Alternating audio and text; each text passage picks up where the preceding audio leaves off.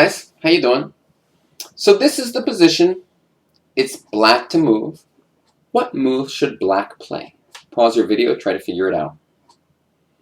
Alright, so it's still game 9. We looked at the beginning of this game earlier. Black has taken his pawn edge to the endgame.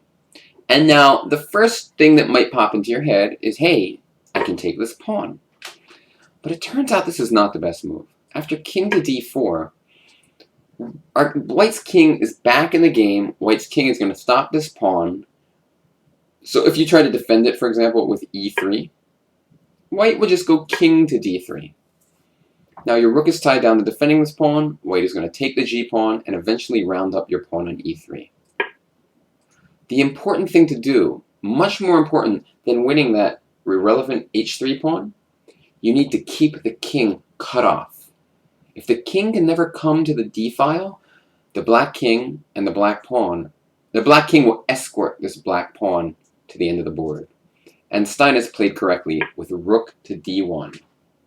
And after rook takes g7, e3. Rook to g2, stopping e2, but now just king e5. King c3, king e4. And notice the white king is helpless. The white king cannot get involved in the defense whatsoever. And so after king c2, there are probably multiple ways to win this, but black played rook to f1, which is sufficient because we have a threat here of rook f2, and there's really no way to stop it. So and if rook back, just e2, followed by e1 queen next move.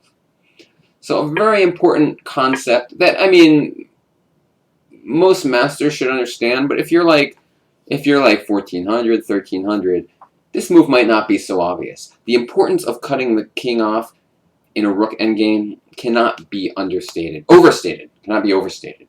Could be understated, I guess. But very important, and this move should be kind of like second nature to you.